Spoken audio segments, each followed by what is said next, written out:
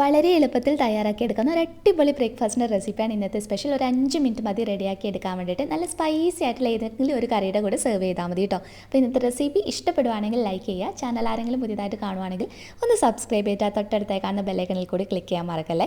അപ്പോൾ പെട്ടെന്ന് തന്നെ ഇതെങ്ങനെയാണ് തയ്യാറാക്കി എടുക്കുന്നതെന്നുള്ളത് നോക്കാം. ആദ്യമേ തന്നെ നമുക്കൊരു ബൗളിനകത്തോട്ടേക്ക് 2 മുട്ടയാണ് പൊട്ടിച്ചൊഴിക്കേണ്ടത്. ശേഷം ഇതിനകത്തോട്ടേക്ക് 1 ടീസ്പൂൺ മുഴുവനായിട്ട് വറ്റൽമുളക് ചതച്ചെടുത്തിട്ടുള്ളതാണ്. അതിപ്പോൾ 1 ടീസ്പൂൺ മുഴുവനായിട്ട് ചേർത്ത് കൊടുക്കുക.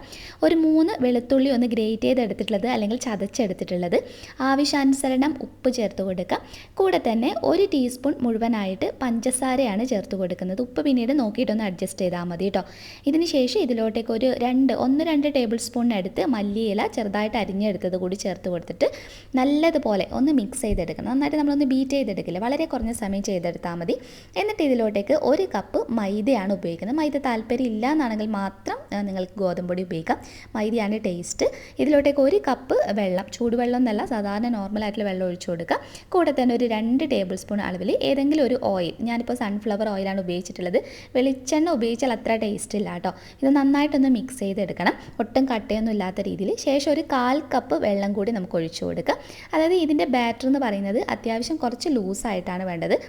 അത്യാവശ്യം നല്ല നമ്മൾ സാധാരണ നീർദോശക്കൊക്കെ ചെയ്യുന്ന രീതിയിൽ ചെയ്തെടുക്കുമ്പോഴാണ് ഇത് നന്നായിട്ട് നല്ല സോഫ്റ്റായിട്ടും നല്ല തിന്നായിട്ട് കഴിക്കുമ്പോഴാണ് ടേസ്റ്റ് ഉണ്ടാവുക. അപ്പോൾ ഈ ബാറ്ററിൻ്റെ ഒരു കൺസിസ്റ്റൻസി കണ്ടില്ലേ, ഈ ഒരു പാകത്തിന് വേണം നമ്മൾ തയ്യാറാക്കിയെടുക്കാൻ. ഇനി ഒരു പാൻ വെച്ച് ചൂടായി വരുന്ന സമയത്ത് 1 ടീസ്പൂണിനടുത്ത് എണ്ണയാണ് ഒഴിച്ചു കൊടുക്കുന്നത്. സൺഫ്ലവർ ഓയിൽ തന്നെയാണ് ഉപയോഗിച്ചിട്ടുള്ളത്. എന്നിട്ട് നമ്മൾ ഇതുപോലെ ബാറ്റർ ഒഴിച്ചു കൊടുക്കണം.